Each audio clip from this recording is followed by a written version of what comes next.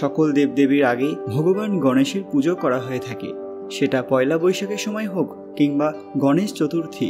সব মিলিয়ে মানুষের মনে এক বিপুল মাত্রায় আকর্ষণ দেখা যায়।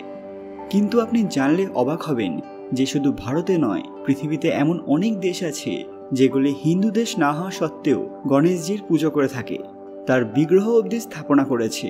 বর্তমানে হিন্দু ধর্ম পৃথিবীর কোণে কোণে ছড়িয়ে পড়েছে। অহিন্দু ব্যক্তিরাও এই ধর্মের প্রতি আকর্ষিত হচ্ছেন। কিন্তু এবার ঘটে গেল এক বিরল ঘটনা। সবাই কমেন্টে জয় শ্রী গণেশ লিখবেন বন্ধুরা। সকলকে পুরাণ কথা নতুন একটি ভিডিওতে স্বাগত।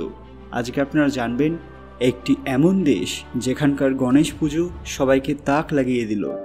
ভিডিওতে এগোনোর আগে সবাই কাইন্ডলি আমাদের চ্যানেলটি সাবস্ক্রাইব করে নেবেন। হিন্দু ধর্মের এক প্রধান আরাধ্য ভগবান গণেশ। প্রভু গণেশের একাধিক নাম। মৎস্য এবং বামন পুরাণ অনুসারে একবার দেবী পার্বতী নিজের গাত্রমল দিয়ে তৈরি করেন এক গজমুখ কিশোরকে। সেই বালকের দেহে প্রাণ আসে গঙ্গার স্পর্শে। এই কারণে প্রভু গণেশকে দৈমাতুর এবং গাঙ্গেয় নামেও ডাকা হয়। আবার বামন পুরাণে রয়েছে প্রভু গণেশের জন্মের অন্য কাহিনী। সন্তান লাভের ইচ্ছায় দেবী পার্বতী এক বালকের মূর্তি নির্মাণ করেন। মহাদেবের স্নানের জল পড়ে সেই মূর্তিতে প্রাণ আসে। আবার অন্য এক পুরাণ অনুসারে গজানন ছিলেন কার্তিকের দাদা, তাই তাকে গুহাগ্রজ নামেও ডাকা হয়। তিনি সংসারকে বিভিন্ন অসুরের অত্যাচারের হাত থেকে রক্ষা করেছিলেন। আবার শিবপুরাণ থেকে বিঘ্নহর্তা শ্রী গণেশের এক বিশেষ কাহিনী জানা যায়। ইন্দোনেশিয়ার মুসলিম নাগরিক প্রায় 90%, 1.7 মতান্তরে 2% মানুষ এখানে হিন্দু। অতীতের কারণে সে দেশে হিন্দু প্রভাব অনেকটাই বেশি। ইন্দোনেশিয়ার 20,000 টাকার নোটের মাঝখানে রয়েছেন সেই দেশের সমাজকর্মীর ছবি, তার ঠিক ডান পাশে রয়েছেন বিঘ্নহর্তা। কিন্তু নোটে গণেশজি কেন? একটি সংবাদ মাধ্যমের দাবি, বিষয়টি নিয়ে ইন্দোনেশিয়ার অর্থমন্ত্রীকে জিজ্ঞাসা করা হয়। অর্থমন্ত্রী জানান 1997 সালে দেশের মুদ্রার বিনিময় হার নিম্নগামী হচ্ছিল। সব চেষ্টায় ব্যর্থ হয়। তখন গণেশের ছবি দেওয়া নোট প্রকাশ করা হয়। তারপরেই মুদ্রার অধোগতি বন্ধ হয়। সেই থেকেই নোটে দেখা গিয়েছিল গণেশজিকে। শুধু তাই নয়, সেই দেশের অন্যতম সেরা শিক্ষা প্রতিষ্ঠান বান্দুং ইনস্টিটিউট অব টেকনোলজির লোগোতেও রয়েছেন মঙ্গল মূর্তি। শুধু তাই নয়, ইন্দোনেশিয়ার টেঙ্গারেজ এলাকায় এক জীবন্ত আগ্নেয়গিরির মাথায় 700 বছর ধরে অধিষ্ঠান করছেন গণেশজি। স্থানীয় বাসিন্দাদের প্রচলিত বিশ্বাস অনুসারে ওই আগ্নেয়গিরি থেকে ইন্দোনেশিয়াকে রক্ষা করে আসছেন গণপতি। ইন্দোনেশিয়ার সংস্কৃতির অংশ রামায়ণ এবং মহাভারত। রামায়ণ নাটক সে দেশে অত্যন্ত জনপ্রিয়।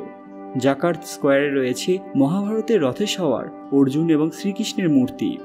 ইন্দোনেশিয়ার সেনাবাহিনীর ম্যাসকট হনুমানজি। এমনকি সেখানকার এয়ারলাইন্সের নাম গরুড়। সকলে জানেন যে ভগবান বিষ্ণুর বাহন হলেন গরুড় দেব।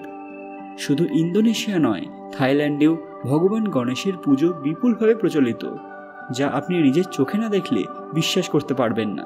শুধু ইন্দোনেশিয়া কিংবা থাইল্যান্ড নয়, জাপানেও পাওয়া যায় এনার উল্লেখ।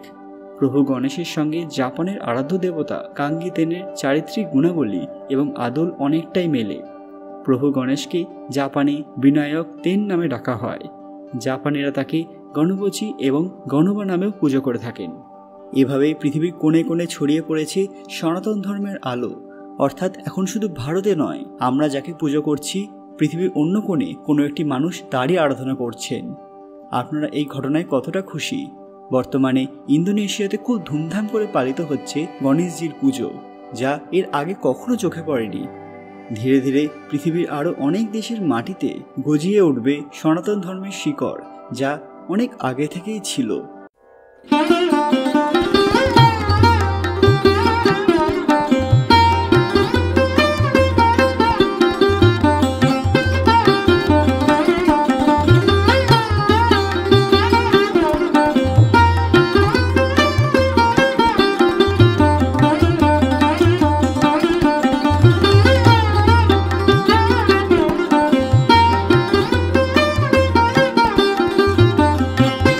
ভিডিওটি বিন্দুমাত্র ভালো লাগলে অবশ্যই লাইক করবেন এবং কমেন্ট বক্সে জয় শ্রী গণেশ লিখতে ভুলবেন না।